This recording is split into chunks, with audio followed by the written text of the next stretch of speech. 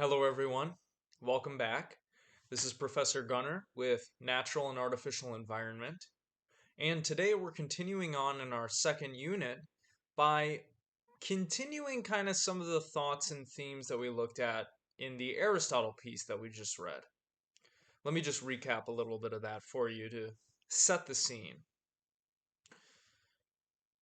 In the introduction to Aristotle's Politics, it's argued that Aristotle thinks politics and political communities are products of the natural capacities and natural behaviors of human beings.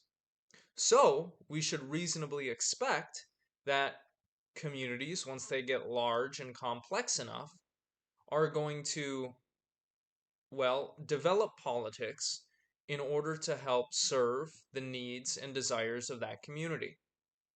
Aristotle also argued that the purpose of a city or city state, the polis, is to provide the community with the resources and opportunities to achieve eudaimonia, or human flourishing, or to put it another way, the living well, the perfection of human character. Well, we're kind of continuing on in that same vein today, looking at the philosophy of Hannah Arendt. More specifically, we're looking at chapter 1 of her book, The Human Condition, in which she tries to provide an analysis of some of the basic human activities that we engage in and how those structure human life. In addition, what Arendt is doing here is kind of playing the part of a historian. She's going to try to utilize an analysis of ancient Greek and Roman thought and life in order to provide some sort of explanation for why things are the way that they are right now and the current situation in which we find ourselves. So, now that I've set the stage, let me tell you just a little bit about this thinker as well as the book that I'm asking you to read for this class period.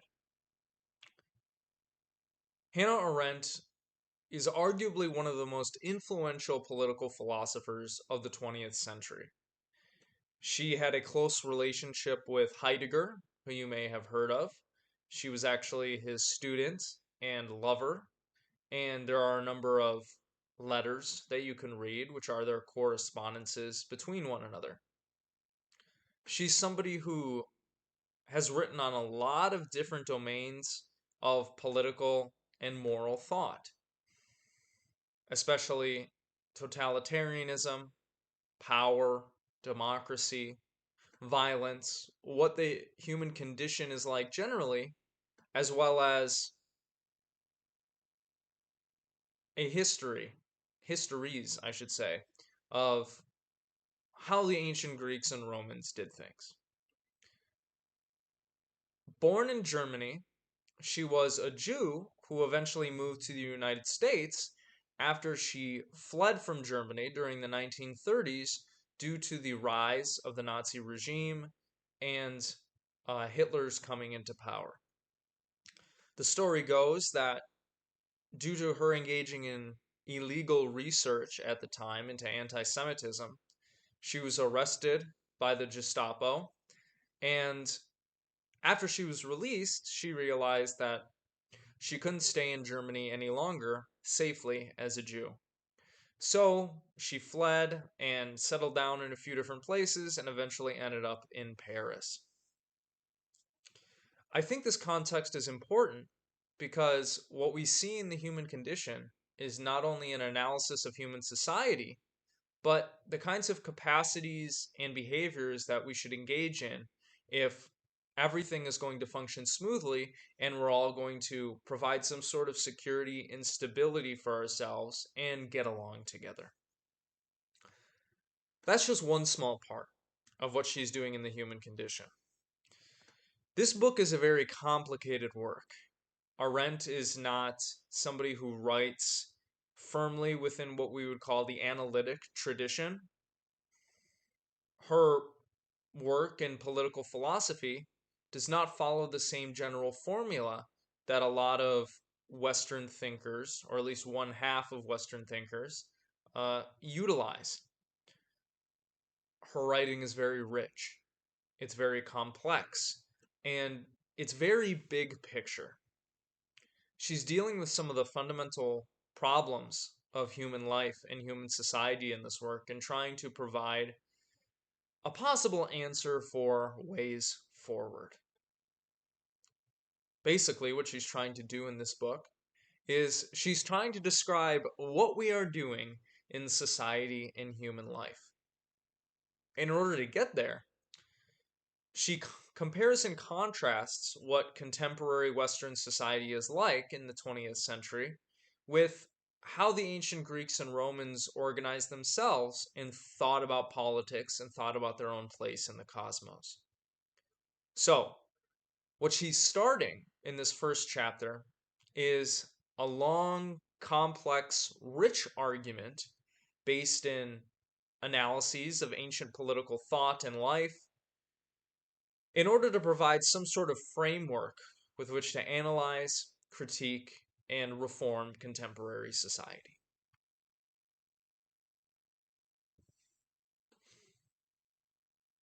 In this first chapter specifically, she outlines a tripartite, threefold distinction, which is very common in her work. This idea that actually we need to make a distinction between three different things instead of two things in order to describe what the human condition is like and what humans are doing in their lives and what they must do in order to survive and live together. She says that there are three forms of activity that are fundamental to human life and what she calls the vita activa, or the active life, the life in which humans are engaging in activities, in doing things. She distinguishes between labor, work, and action. Labor is that activity which is associated with everything that's involved with sustaining the biological life process. So, humans are biological beings. In some sense, we are animalistic creatures. We share something with animals. And what that basically is needs for food and water and shelter. And all of these corresponding resources and processes that are required to keep us alive. So she would associate breathing, eating, sleeping, digestion, growth, and decay with the labor activity. Basically, all those things that we need to do intentionally or unintentionally in order to keep ourselves alive. So, tilling and planting and harvesting a field would be an example of labor. Eating food and digesting it would be an example. Pooping it out, you could say, would also be an example. All of these things humans are required to do in order to keep themselves alive. So, this is one part of the human condition that structures how we live and how we see the world, and therefore what we do and how we treat other people. Because there are needs that we need to satisfy, and we need to do stuff in order to satisfy those needs.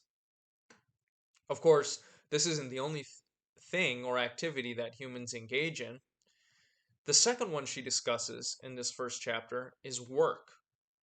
And this activity is associated with all of that stuff that humans do that produce artificial things and provide a stable environment for human life.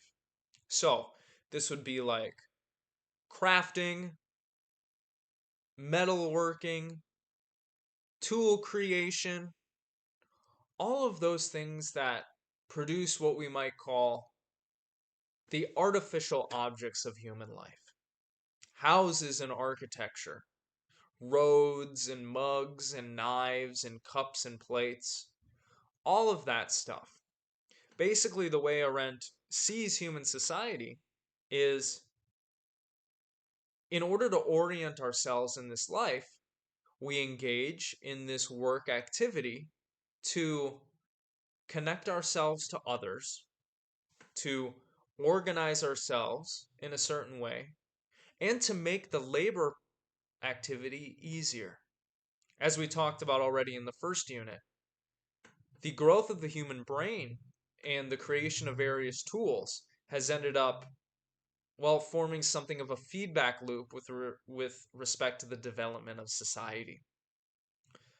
Once humans were able to develop tools to slay animals more easily, cultivate their resources, cultivate resources from the natural environment, and harvest crops, human life was fundamentally transformed.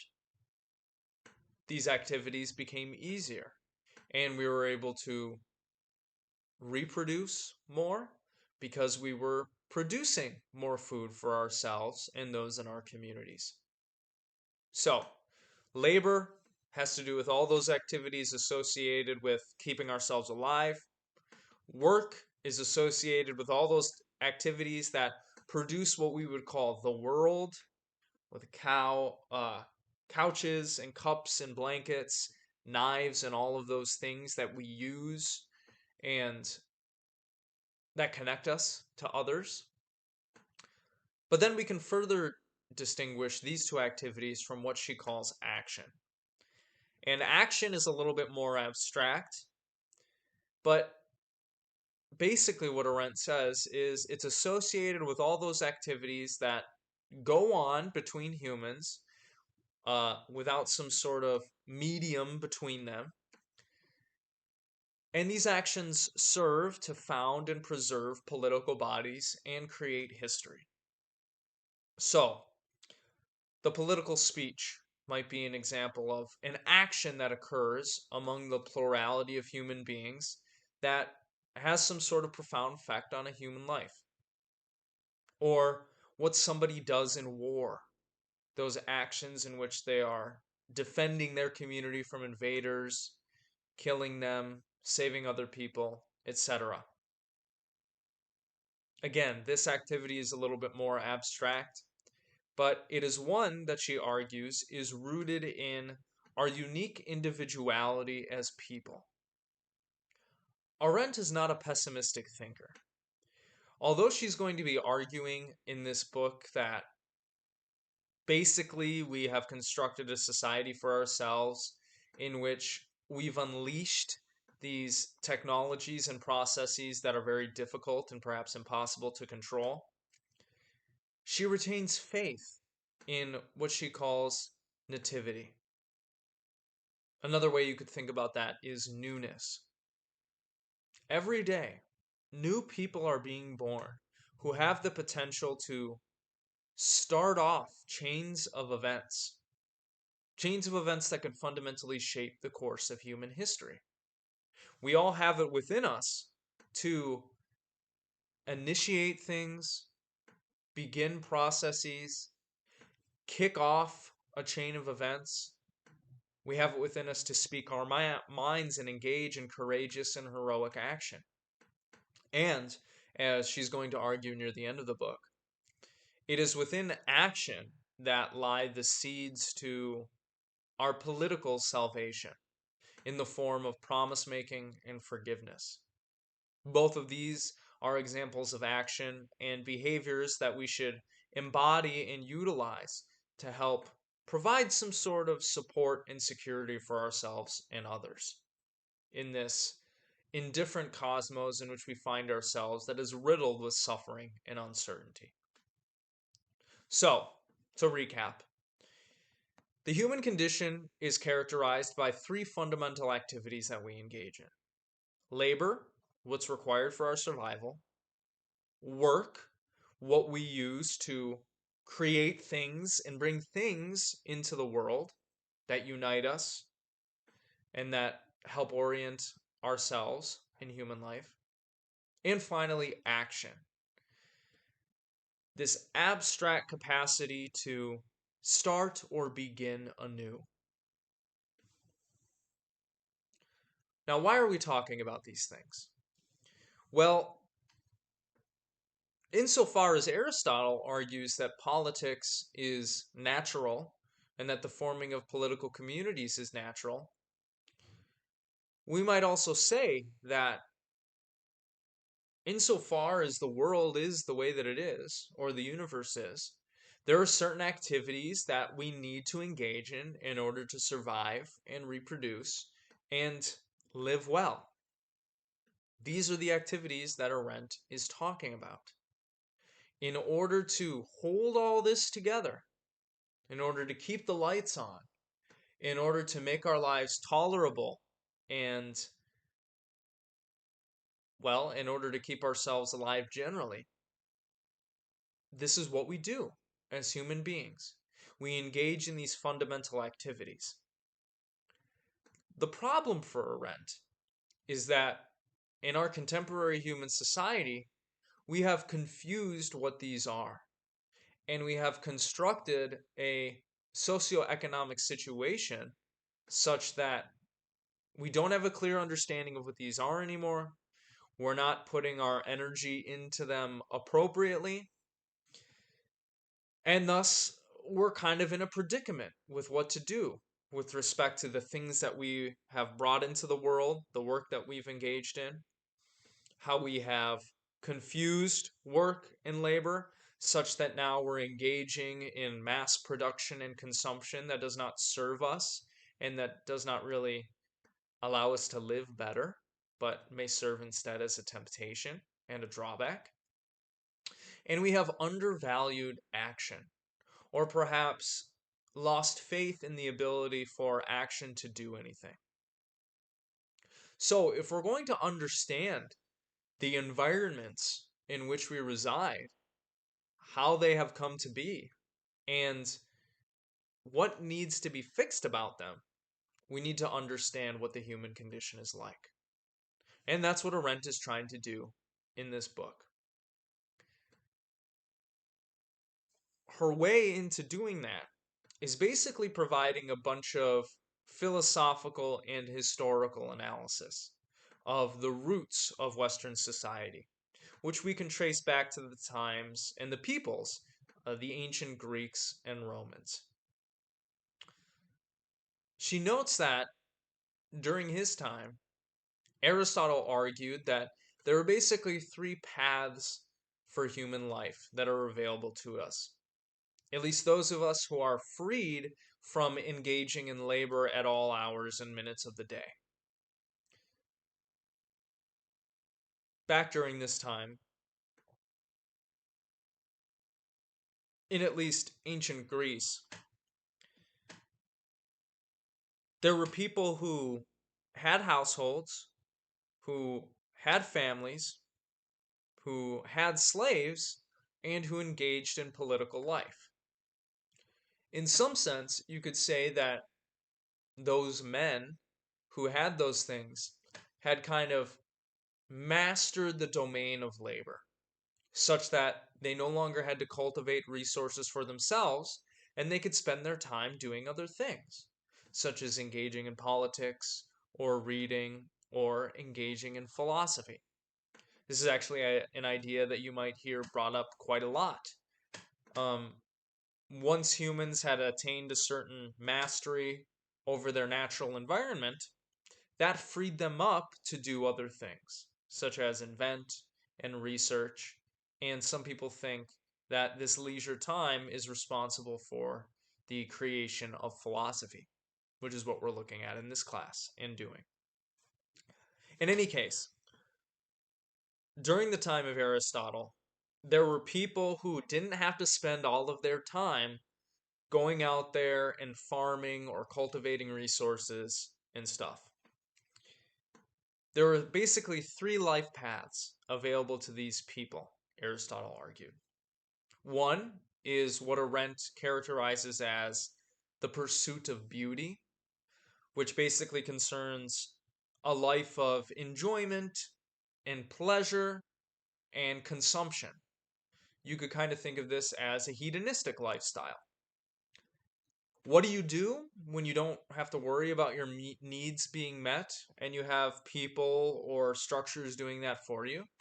Well, you might engage in the life of pleasure, seeking out good food and drink simply to enjoy, engaging in and observing art, engaging in sex and drinking and that kind of stuff. That's one potential life path available for us as well, insofar as we don't need to spend all hours of our day laboring either. We have free time. And this is actually a life path that you probably see in your own lives a lot of people going down, spending their time doing drugs, consuming social media, drinking alcohol, etc. Another life path that is available to such people is the life of political action. So, someone who devotes their life to the understanding and engagement with politics through voting, activism, making people aware of certain issues, etc. That's another possible life that was available to them back then, as well as us. Thirdly, and perhaps this is the life that we might say won out insofar as philosophy has become more popular and more people like thinking and talking about stuff. The life path that is available to some of us now is the life of contemplation and knowledge. So, not the life of consumption of pleasure, not the life of political action in the world, but the life of thinking, the life of meditation on eternal truths and knowledge, the life of quiet contemplation, which within the history of the West could be separated into perhaps the life of those doing research into the nature of reality through the natural sciences, and those meditating and achieving a sort of experience through prayer, meditation, and a kind of ascetic monastic life. In any case, back then and nowadays too, these are at least three life paths that are available to us. Over time, humans started to see the value of these life paths very differently. What we might call the vita contemplativa, or the life of contemplation, the contemplative life, took precedence over the active life, which Arendt argues came to signify just activity in general, not just necessarily political activity. And she thinks that there are a few different reasons for this. One of them is the rise of Christianity in the Western world. Historically, Christianity started out very small, but eventually, you could argue, it would come to conquer Rome, which was at one point the largest and most important and powerful empire in human history.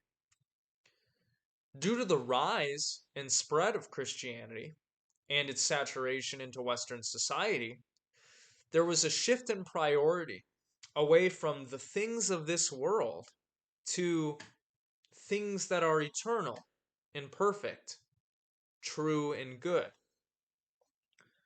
What we see in some of the writings of the early church fathers and what we still see today is such a shift in priority and a shift in valuation as to what really matters in human life.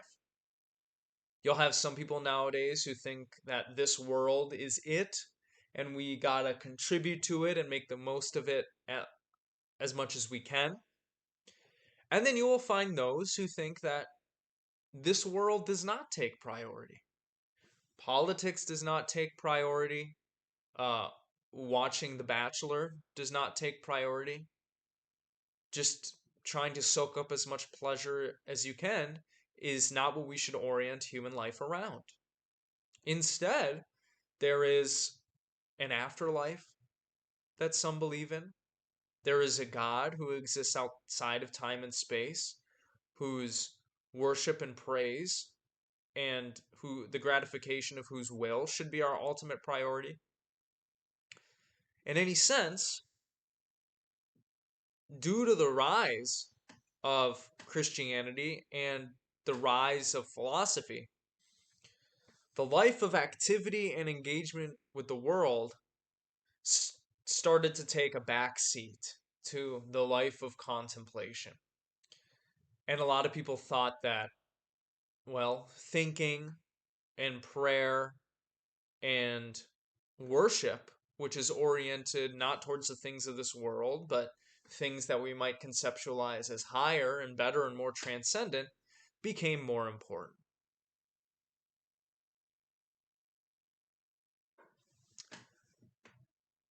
Even though we see this historically, Arendt doesn't think that this is a completely good thing that has happened to Western society. Both of these lives, the active life and the contemplative life, she argues, were associated with two very different human concerns in the ancient world. The active life was associated with immortality, and the contemplative life was associated with eternity, which are two very different things. She talks about this in this book, The Human Condition. The first life, the life of the active life, well, had to do with activity, doing things in the world, getting stuff done, creating things. And there was a definite concern and purpose for doing this. People weren't just doing it willy-nilly, they were doing it for a particular reason. Here's what she says. Embedded in a cosmos where everything was immortal, except for humans, so for example, the polytheistic gods that the ancient Romans and Greeks once worshipped, they were very similar in character to human beings. They had emotions and wills and flare ups and sadness. But what separated them primarily was the length of their lives. Human beings were mortal and would die, and the gods were immortal and they would live forever. So, embedded in a cosmos where everything was immortal, mortality became the hallmark of human existence.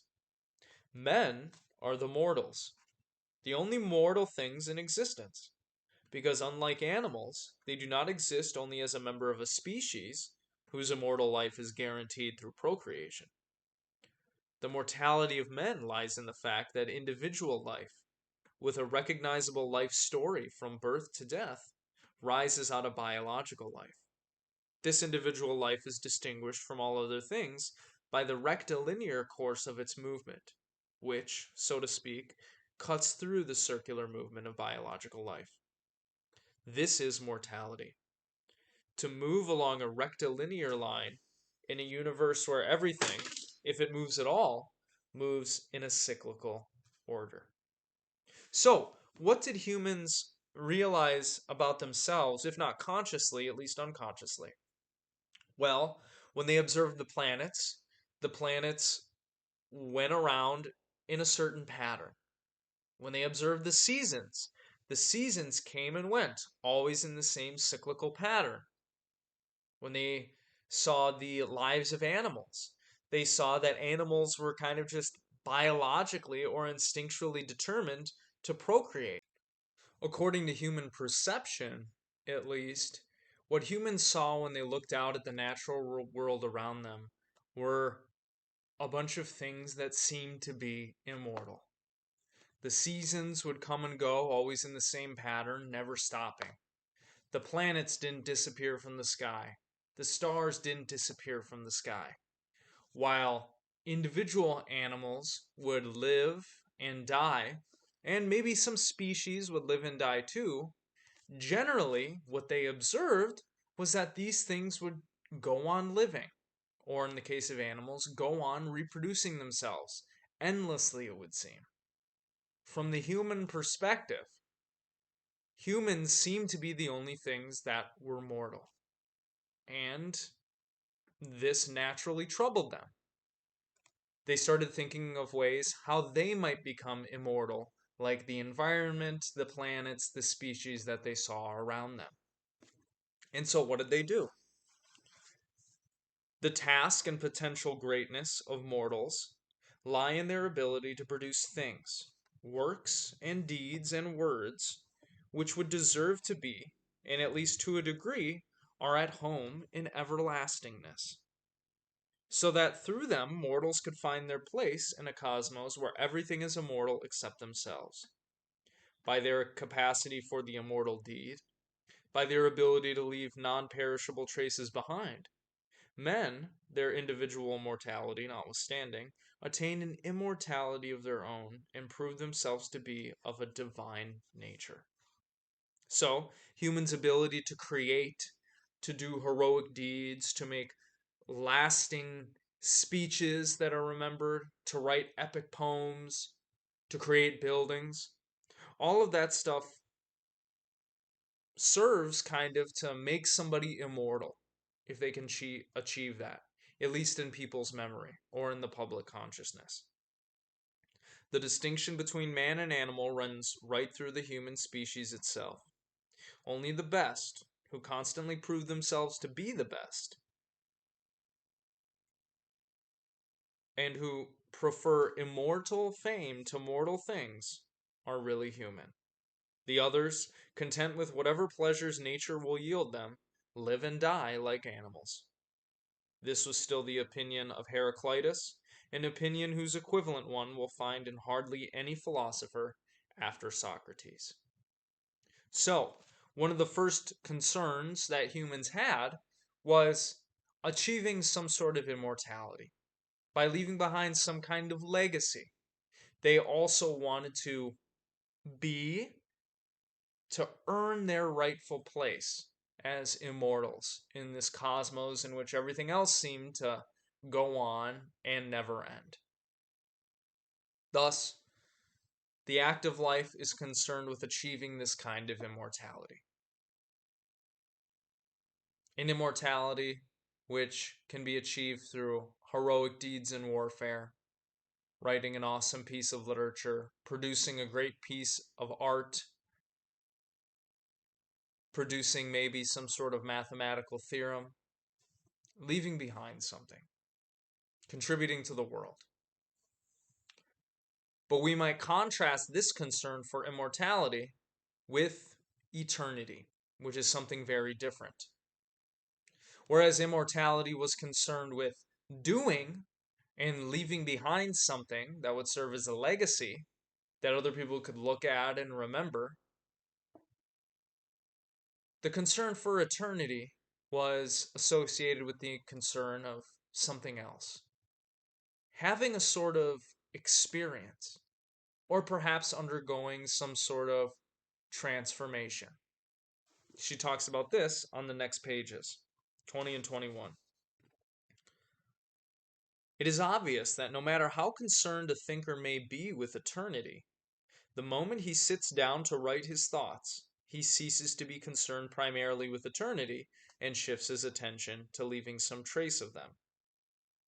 When he does this, he has entered the vita activa and chosen its way of permanence and potential immortality, the active life. One thing is certain: it is only in Plato that concern with the eternal and the life of the philosopher are seen as inherently contradictory and in conflict with the striving for immortality, the way of life of the citizen, the bios politikos. The philosopher's experience of the eternal, which to Plato was unspeakable, and to Aristotle without word, and which later was conceptualized in the paradoxical nunc stans, the standing now, or the present moment, which is always fleeting, is the only thing that is eternal. The philosopher's experience of the eternal can occur only outside the realm of human affairs and outside the plurality of men, as we know from the cave parable in Plato's Republic, where the philosopher, having liberated himself from the fetters that bound him to his fellow men, leaves the cave perfectly in perfect singularity, alone, as it were, neither accompanied nor followed by others. So the experience of eternity, of the ever present now, of the indescribable, ineffable feeling of getting it, grasping the eternal truths of the universe, grasping capital T truth, is one that you experience alone. and it's not one that you can share. Politically speaking, if to die is the same as to cease to be among men, experience of the eternal is a kind of death, and the only thing that separates it from real death is that it is not final, because no living creature can endure it for any length of time. And this is precisely what separates the contemplative life from the active life in medieval thought. Yet it is decisive that the experience of the eternal, in contradistinction to that of the immortal, has no correspondence with, and cannot be transformed into any activity whatsoever.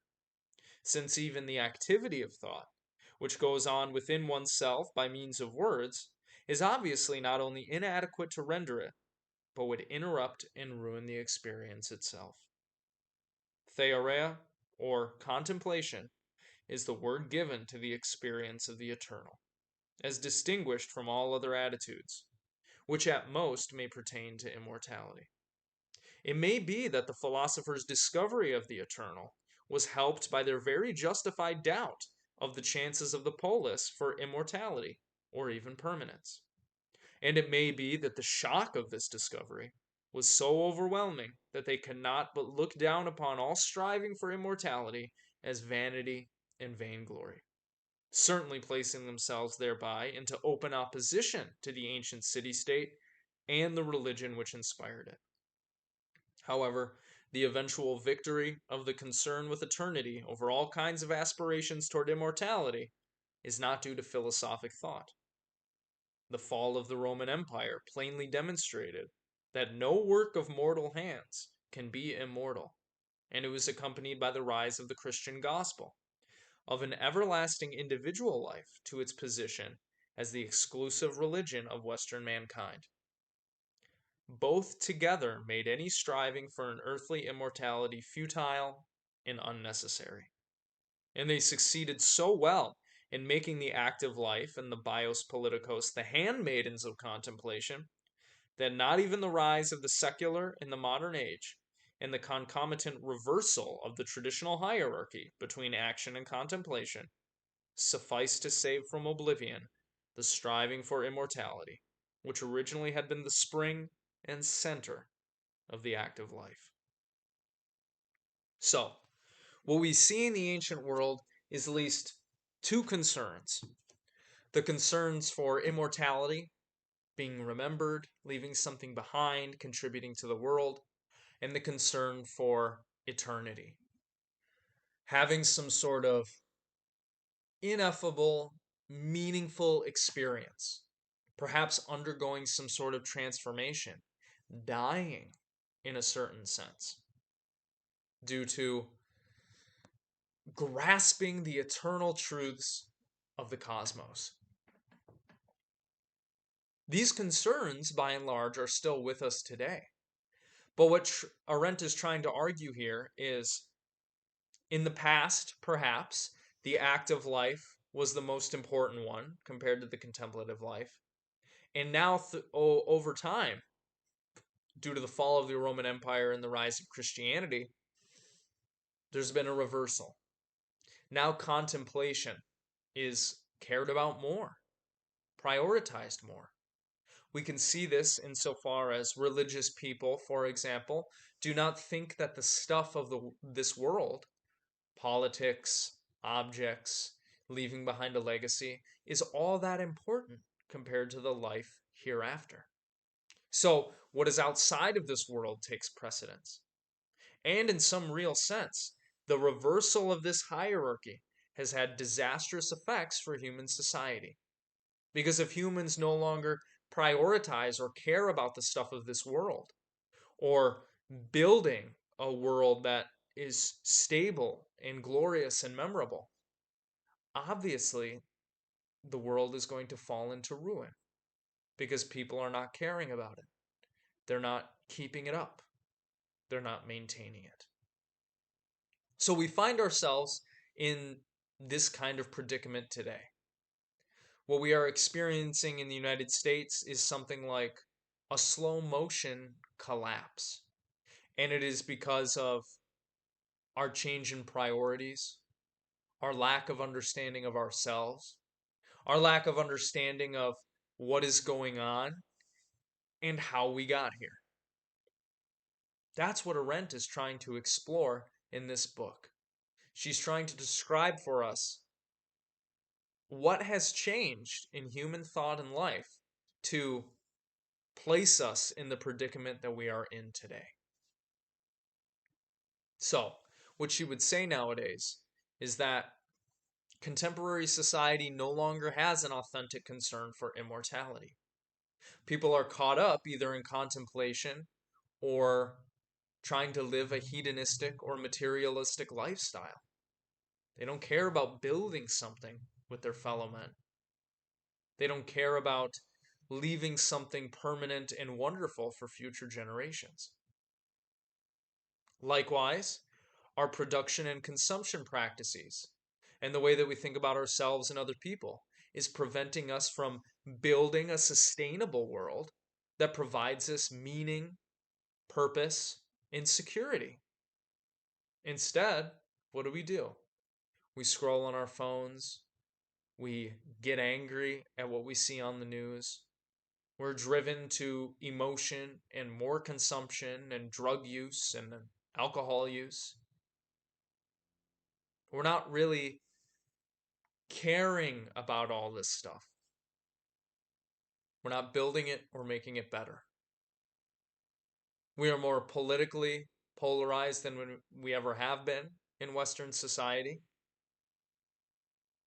People are divided when it comes to religion, what justice is, where we should go from here, and what our own history is like.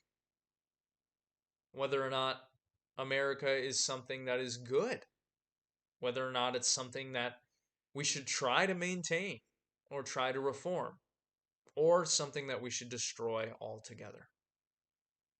So, too, during our times, do we see the loss of what Arendt calls the public and private realms. See, in the past, there was a firm distinction and the boundary between the realm of the household, private life, and the public realm, the life of politics, and what occurred amongst other people. What Arendt is going to argue later in this book is this distinction has been made fuzzy. It is dissolved due to the rise of a third realm that she calls the social, that has subsumed these other two realms. And you can kind of just reflect on your own life to see that this is the case. People air their private grievances all the time on social media. What was once purely public is now private. Everything is political, people say, right? Including what you do in your own private life. And what is private is being made public for all to see through voluntary and involuntary actions. In general, then, the environments in which we find ourselves are ones in which there has been a loss of meaningful politics, a loss of real care and concern about what this stuff is, how it got here, and of leaving something behind for future generations, as well as a loss of opportunities for real heroism, real glory, and real remembrance. Instead, we've constructed environments for ourselves in which we are conditioned to waste our lives away, drinking, eating, smoking, and screwing.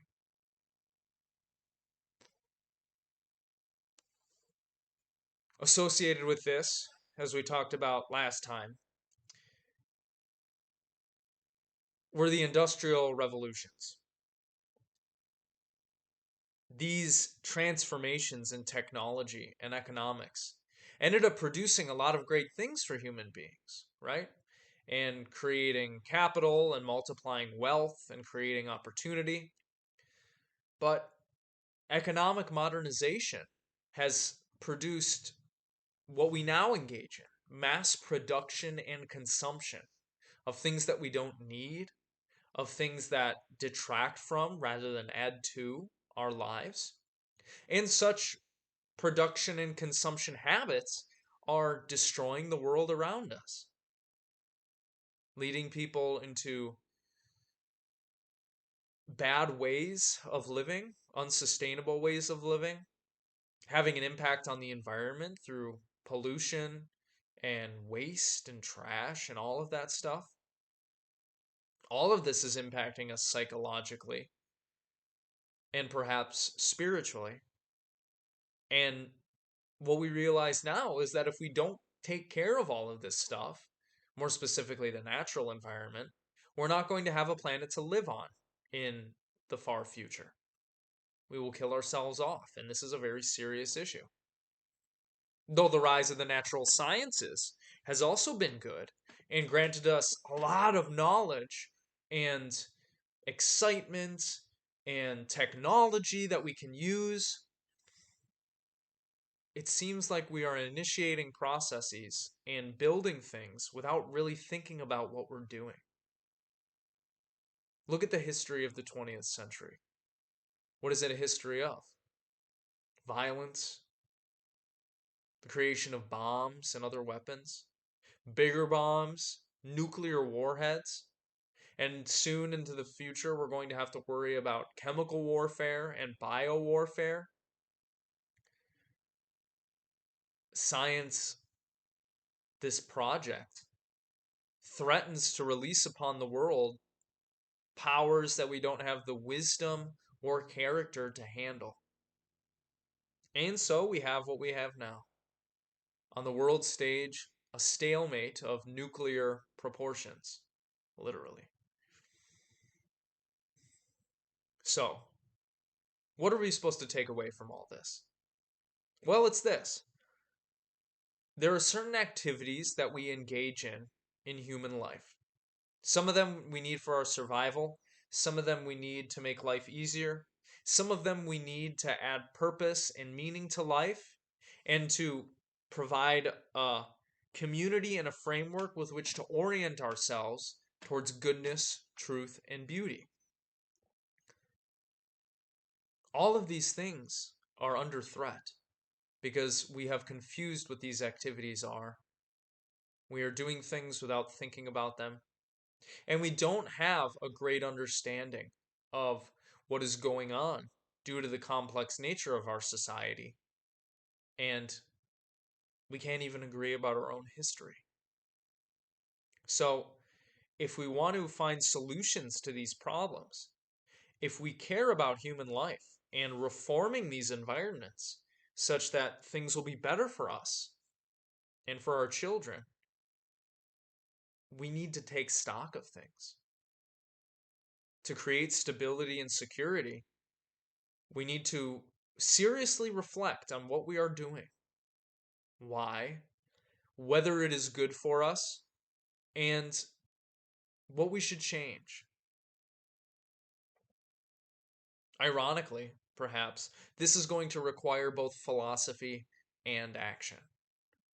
I don't want you to get um, sad or depressed thinking about this stuff. I don't think Arendt is a pessimistic thinker. In contrast, I think she is an optimistic thinker. She recognizes that if we can hold these two lives in a particular tension, if we can hold these two concerns for eternity and immortality, hold them in proper relationship, we can figure this stuff out. We can act in concert to produce real, positive change, and we can change the path that we are on. We must remember that insofar as we live in a society among other people, we all together create the environments and the conditions that then influence us and influence future people. But we are not like atoms. We are not like animals determined to think and act in a certain way. We have the capacity for action. We have the ability to start new things, to create new things, and to think in new ways. We are not stuck in which the environments, we are not stuck in the environments in which we find ourselves unless we allow ourselves to be stuck. What we need to remember at the end of the day is Yes, environment has an impact on us, but it is not the end all be all. It does not determine everything. And so long as we hold on to that, we have hope. The human condition is characterized by these activities that we engage in and these environments, but we have the power to change them. Okay. I hope you found this interesting and enlightening. I would highly encourage all of you to read this book, The Human Condition. Very difficult book, not short, but an astounding work of philosophy, an incredible analysis of how Western society is developed and some of the problems that we are facing now. As we move through the rest of this unit, we will continue to talk about society, culture, how these things are impacted by technology, and one possible path that we might take forward. Until then, I hope you all get rest and continue to talk and think about this stuff. Okay, I'll see you next time. Bye.